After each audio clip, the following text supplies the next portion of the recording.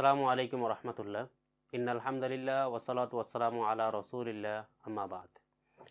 Islamic একাডেমির সকল দর্শকদের আন্তরিক অভিনন্দন ও শুভেচ্ছা জানিয়ে শুরু করছি আমাদের আজকের আলোচনা।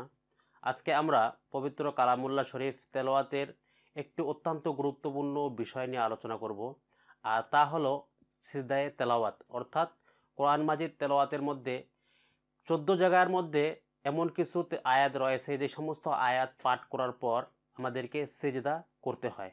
তো এ সম্পর্কিত আমাদের এক বোন আমার কাছে প্রশ্ন করেছিল, আসসালামু আলাইকুম রহমতুল্লাহ, সূরা আলাকের মধ্যে সেজদা আছে, তো এই সূরাটি নামাজের মধ্যে পড়লে কি আলাদা সেজদা করতে হবে বা অন্য কোনো নিয়ম থাকলে তা জানাবেন। তার এই প্রশ্নটি পাওয়ার পর আমার মনে হলো যে আসলে শুধু এতটুকু প্রশ্নের উত্তর হয়তোবা তাকে দিলেই যথেষ্ট ছিল, কিন্তু সকলের উদ্দেশ্যে এই সম্পর্কিত আরও যে সকল প্রশ্ন আমাদের মধ্যে আসে বা কিভাবে আমরা তেলাওয়াতের সিজদা আদায় করব, আবার কোরআন শরীফের কোন কোন স্থানে এই সিজদায় তেলাওয়াতগুলো রয়েছে এবং কিভাবে আদায় করব ইত্যাদি বিষয় সম্পর্কে বিস্তারিত আলোচনা করা প্রয়োজন। তাই আজকে আমি আপনাদের সঙ্গে এই সকল বিষয় সম্পর্কে, অর্থাৎ তেলাওয়াতের সিজদা আমরা কিভাবে আদায় করব, কখন আদায় করব, কারা আদায় করব ইত্যাদি বিষয় সম্পর্কে বিস্তারিত আলোচনা করা হবে। এই ভিডিওটি আপনাদের জন্য অবশ্যই অত্যন্ত গুরুত্বপূর্ণ এবং খুবই ইনফরমেটিভ হতে চলেছে, তাই পুরো ভিডিওটি দেখতে থাকুন। ইনশাআল্লাহ সকলে অনেক উপকৃত হব। আমার তৌফিকে ইল্লা বিল্লাহ। প্রথমে আসি যে পবিত্র কালামুল্লাহ শরীফের মধ্যে মোট কত জায়গায় সিজদার আয়াত রয়েছে বা যে সমস্ত আয়াত পাঠ করার পর আমাদেরকে সিজদা করতে হয়। পবিত্র কালামুল্লাহ শরীফের মধ্যে মোট 14টি এমন জায়গা রয়েছে যে সমস্ত জায়গার মধ্যে যে সমস্ত আয়াতগুলোকে পাঠ করার পর আমাদেরকে সিজদা করতে হয়। এর প্রথমে রয়েছে পবিত্র কালামুল্লাহ শরীফের 9 পারার মধ্যে সূরা আরাফে 206 নম্বর আয়াতে, এবং 2 নম্বরে রয়েছে পবিত্র কালামুল্লাহ শরীফের 13 পারা সূরা রদ 15 নম্বর আয়াত, এবং এরপর রয়েছে পবিত্র কালামুল্লাহ শরীফের 14 নম্বর পারা সূরা নাহলের 50 নম্বর আয়াতের মধ্যে, এবং এরপরে 15 নম্বর পারার সূরা বনি ইসরাইলের 109 নম্বর আয়াত, এবং এরপরে 16 নম্বর পারার সূরা মারিয়াম 58 নম্বর আয়াত, এরপর সূরা হজের 18 নম্বর আয়াত যা রয়েছে 17 নম্বর পারায়, এরপর সূরা আল ফুরকান যার 60 নম্বর আয়াতে রয়েছে তেলাওয়াতে সিজদা এবং এটি রয়েছে 19 নম্বর পারায়, এবং এরপরে 21 নম্বর পারা সূরা সাজদার 15 নম্বর আয়াতে রয়েছে তেলাওয়াতের সিজদা, এরপর সূরা সদ এর 24 নম্বর আয়াত যেটি রয়েছে 23 নম্বর পারায়, এরপর সূরা হামিম সাজদার 38 নম্বর আয়াত যা রয়েছে 24 পারার মধ্যে, এবং এরপর সূরা আর নজম যা 62 নম্বর আয়াত এবং এটি রয়েছে 27 পারার মধ্যে, এবং এরপরে রয়েছে সূরা ইনশিকক যার 21 নম্বর আয়াতে তেলাওয়াতে সিজদা রয়েছে এবং এটি 30 নম্বর পারা, এবং সর্বশেষ সেটি হলো সূরা আলাক, এটিও 30 নম্বর পারা এবং সূরা আলাকের 19 নম্বর আয়াত। এই আয়াতের মধ্যে আমাদের রয়েছে তেলাওয়াতে সিজদা। সুতরাং এই সমস্ত আয়াতগুলোকে যদি আমরা তেলাওয়াত করি, এই সমস্ত আয়াতকে তেলাওয়াত করার পর আমাদেরকে সিজদা আদায় করতে হবে।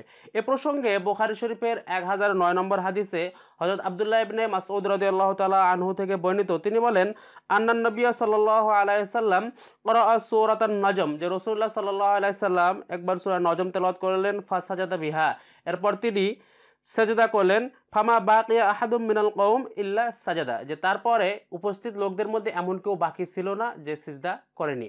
সুতরাং এই হাদিস থেকে আমরা বুঝতে পারি যে যদি আমরা কোনো সময় সিজদায়ে তেলাওয়াত আদায় করি, তাহলে যে ব্যক্তি আদায় করবে তাকেও সিজদা দিতে হবে এবং যারা শুনবে তাকেও এই আয়াতকে শোনার পর অবশ্যই সিজদা আদায় করতে হবে। এরপরে আসি যে আমরা পবিত্র কালামুল্লাহ শরীফকে বা কোরআন তেলাওয়াত দুই ধরনের করে থাকি। প্রথমত এক হচ্ছে নামাজের মধ্যে আমরা কোরআনকে তেলাওয়াত করি, আরেক হচ্ছে যে নামাজের বাইরে আমরা কোরআন শরীফকে তেলাওয়াত করি। তো এই দুই সূরতের মধ্যে যদি আমরা কখন কোন সূরাতে কিভাবে সিজদায়ে তেলাওয়াত আদায় করা হয় এ সম্পর্কে জানা প্রয়োজন।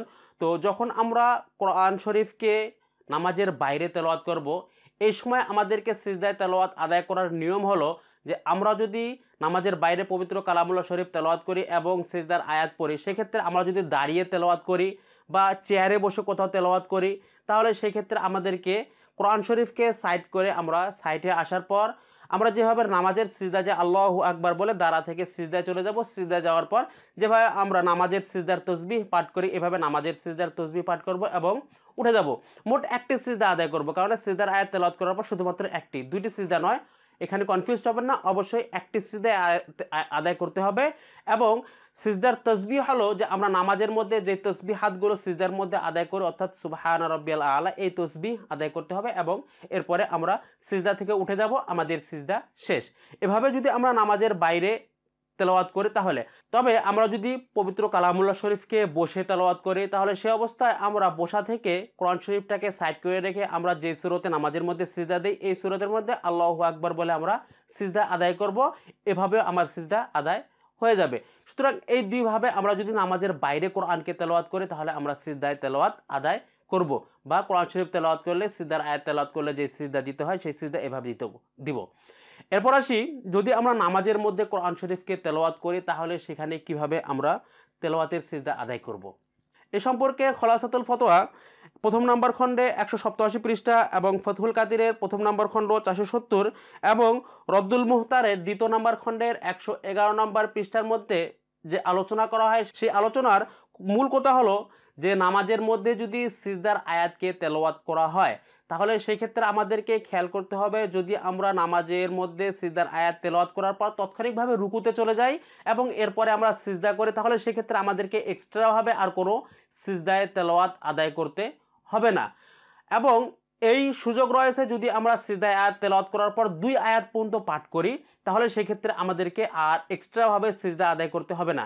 কিন্তু যদি আমরা 2 আয়াতের বেশি আরও তেলাওয়াত করি তাহলে সেই ক্ষেত্রে আমাদেরকে প্রথমে সিজদার আয়াত যখন তেলাওয়াত করব আমাদেরকে সিজদার আয়াত তেলাওয়াত করার পর আল্লাহু আকবার বলে সিজদায় যেতে হবে এবং সিজদা থেকে আবার আল্লাহু আকবার বলে সোজা হয়ে দাঁড়িয়ে আমরা আবার আমাদের তেলাওয়াতকে কন্টিনিউ করব।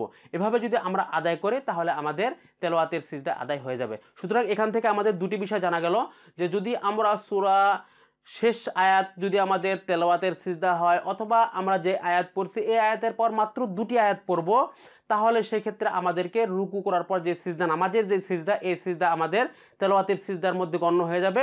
আর যদি আমরা এর থেকেও বেশি তেলাওয়াত করি, এর থেকে বেশি কেরাত আরও আমরা নামাজের মধ্যে পড়ি তাহলে সেই ক্ষেত্রে আমাদেরকে অবশ্যই আমাদের তেলাওয়াতের সিজদা আদায় করে তারপর আমাদেরকে আমাদের কেরাতকে কন্টিনিউ করতে হবে। সুতরাং আমার বোনের যে প্রশ্ন ছিল যে সূরা আলাকের মধ্যে, তো সূরা আলাকের যে আয়াত, এই আয়াতটি ছিল তেলাওয়াতের, এই আয়াতটি ছিল সূরার শেষ। যেহেতু সূরার শেষ সুতরাং এক্ষেত্রে রুকু করার পর আমরা নামাজের যে সিজদা করি এই সিজদায় তার তেলাওয়াতের সিজদা আদায় হয়ে যাবে। এরপর আসি যে এই তেলাওয়াতের সিজদা সম্পর্কে আরেকটি খুব গুরুত্বপূর্ণ প্রশ্ন যা আমাদের কাছে অনেকেই করে থাকে, যে আমরা যদি রেকর্ডেড কোনো তেলাওয়াত শুনি বা মোবাইলের মধ্যে কোনো রেকর্ড আছে এই রেকর্ডকে শুনি অথবা ইউটিউবের মধ্যে আমরা রেকর্ডেড যে সমস্ত ভিডিও রয়েছে এই সমস্ত ভিডিও থেকে MP4 আকারে বা বিভিন্নভাবে আমরা যদি শুনি তাহলে এই শোনার দ্বারা আমাদের উপর তেলাওয়াতের সিজদা আদায় হবে কি না। এ সম্পর্কে শায়েখ বিন বাস এবং ফিকহে হানাফির অন্যতম ফিকহা গ্রন্থ ফতোয়ায়ে হিন্দিয়ার মধ্যে আলোচনা করেন যে যদি আমরা রেকর্ডেড কোনো জিনিসকে শুনি বা মোবাইলের মধ্যে অথবা রেকর্ডিং টেপ রেকর্ডারের মধ্যে আমরা যদি রেকর্ডেড তেলাওয়াতকে শুনি তাহলে সেক্ষেত্রে আমাদেরকে সিজদায়ে তেলাওয়াত আদায় করতে হবে না। তবে যদি আমরা কোনো লাইভ প্রোগ্রাম দেখে, মনে করেন ইউটিউবে লাইভ দেখতেছি, ফেসবুকে লাইভ দেখতেছি অথবা আমরা টিভিতে অনেক সময় আমাদের যে সমস্ত কোরআন তেলাওয়াতের আসরগুলো লাইভ সম্প্রচারিত হয় এই সমস্ত লাইভ প্রোগ্রামগুলোকে যদি আমরা দেখি তাহলে সেক্ষেত্রে আমাদেরকে সিজদায়ে তেলাওয়াত আদায় করতে হবে। কারণ এক্ষেত্রে উসুল হলো যে যখন কোনো ব্যক্তি কোরআন শরীফকে তেলাওয়াত করবে এবং যে ব্যক্তি সিজদার আয়াত তেলাওয়াত করবে সে তার সিজদা আদায় করলে বাকি আমাদের সকলকেই সিজদা আদায় করতে হয়। সুতরাং যেহেতু লাইভ প্রোগ্রাম হচ্ছে সুতরাং সে ব্যক্তি তেলাওয়াতের সিজদা আদায় করছে, সে সিজদা আদায় করবে, আমাদেরকেও সিজদা আদায় করতে হবে। আর যে সমস্ত রেকর্ডেড জিনিস, এই সমস্ত রেকর্ডেড জিনিস আদায় করার পর যেহেতু সে প্রথমবার যখন তেলাওয়াত করছে, প্রথমবার যখন রেকর্ড করছে তখন সেই ক্ষেত্রে সে তেলাওয়াত করেছিল এবং তেলাওয়াতের পর সিজদা করেছে, সুতরাং প্রথমবারের সিজদা তার তেলাওয়াতের সিজদা আদায় হয়ে গেছে এবং পরবর্তীবার যতবার শুনবো ততবার আমাদেরকে সিজদা করতে হবে না। এবং এক্ষেত্রে ফতোয়ায়ে হিন্দিয়ার যে মত হলো সেটি হলো যখন কেউ কোনো প্রতিদ্বন্দ্বী শুনবে লা ইয়াজিবু আলাইহি সিজদাতাত তেলাওয়া, যে তখন তার উপর সিজদায়ে তেলাওয়াত ওয়াজিব হবে না। আসলে রেকর্ডের যে সমস্ত জিনিস, এই সমস্ত জিনিস হচ্ছে প্রতিধ্বনি, কোনো আওয়াজকে আবদ্ধ করে রাখা হয়, প্রযুক্তিকে ব্যবহার করে আমাদের আওয়াজকে প্রতিধ্বনি আকারে একখানে আবদ্ধ করে রাখা হয়, সেই আওয়াজকে আমরা পরবর্তীতে শুনি। যেহেতু ফতোয়ায়ে হিন্দিয়ার কথা হলো যে যেহেতু প্রতিধ্বনি যে সমস্ত তেলাওয়াত, কেউ যদি সরাসরি তেলাওয়াত না শুনে প্রতিধ্বনি আওয়াজ তেলাওয়াত শুনে তাহলে সেই ক্ষেত্রে তাকে সিজদায় তেলাওয়াত আদায় করতে হবে না। সুতরাং রেকর্ডেড যে সমস্ত জিনিস, এই সমস্ত জিনিসও হচ্ছে প্রতিধ্বনি আকারে, এই সমস্ত জিনিস স্টোরেজ রয়েছে। এই সমস্ত জিনিসকে যদি আমরা বারবার শুনি তাহলে সেক্ষেত্রে আমাদেরকে সিজদায় তেলাওয়াত আদায় করতে হবে না। আশা করি সিজদায় তেলাওয়াত সম্পর্কে যতগুলো প্রশ্ন ছিল সকল প্রশ্নের উত্তর পাওয়া গেছে। সুতরাং পুরো ভিডিও থেকে আমরা যা জানতে পারলাম, প্রথমত পবিত্র কালামুল্লাহ শরীফের মধ্যে 14টি এমন আয়াত রয়েছে, এই সমস্ত আয়াতকে তেলাওয়াত করলে আমাদেরকে সিজদা দিতে হবে।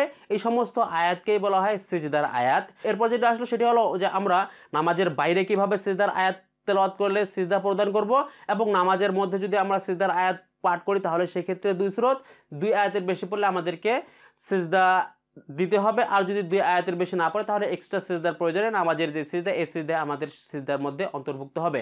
এরপর আসলো যদি আমরা রেকর্ডেড কোনো তেলাওয়াতকে শুনি এবং সেখানে যদি সিজদার আয়াতকে পাঠ করা হয় তাহলে সেক্ষেত্রে আমাদেরকে সিজদা প্রদান করতে হবে না।